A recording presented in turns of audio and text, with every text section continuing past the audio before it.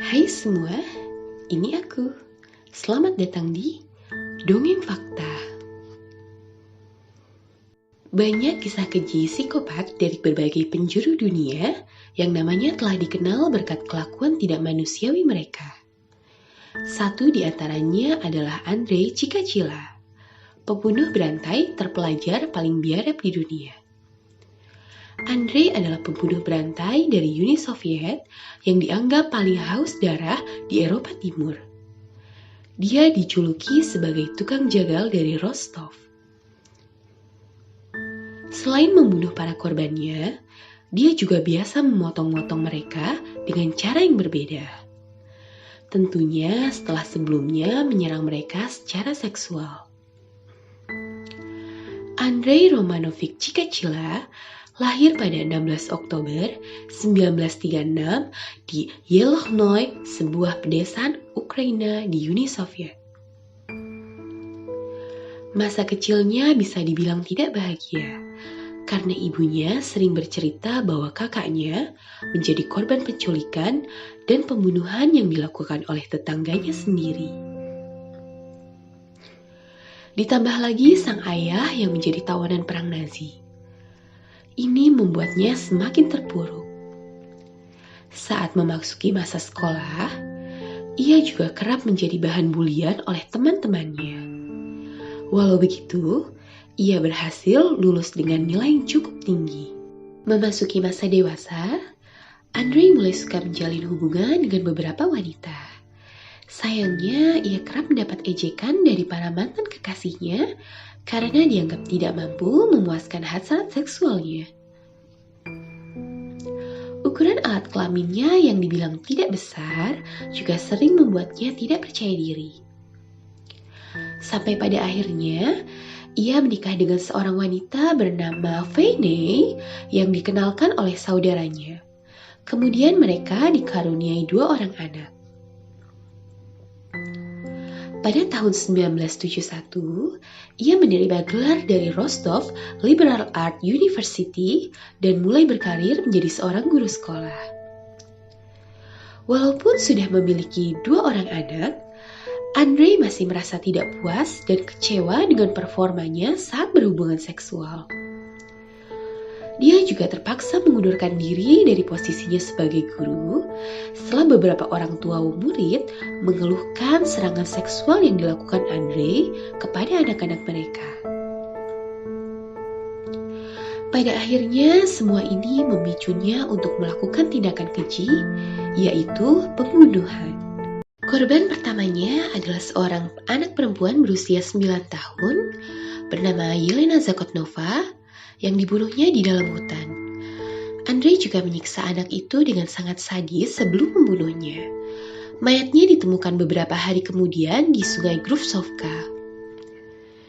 Meskipun saat itu Andrei ikut diinterogasi oleh pihak berwenang, tersangka utamanya malah mengarah pada predator seks lainnya bernama Alexander Kravchenko. Sejak itu, ia merasa sangat puas usai berhasil melakukan pembunuhan. Beberapa korban selanjutnya juga ia siksa sebelum dibunuh.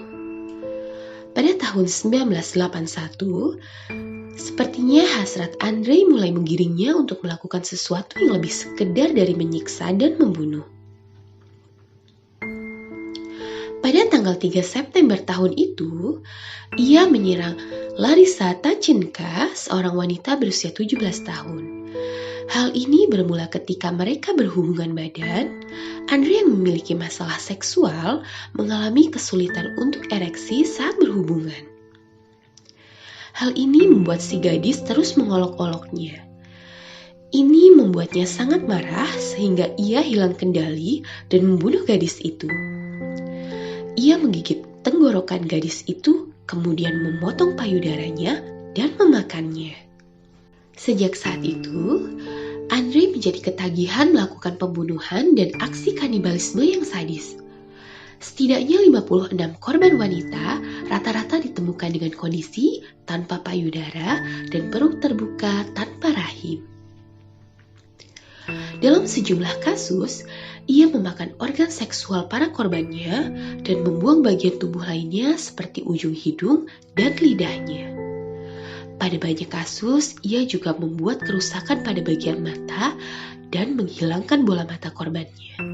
Karena begitu mahirnya menyembunyikan kejahatannya, ia pernah beberapa kali ditangkap, namun pada akhirnya dibebaskan kembali oleh polisi karena kurangnya bukti dan saksi.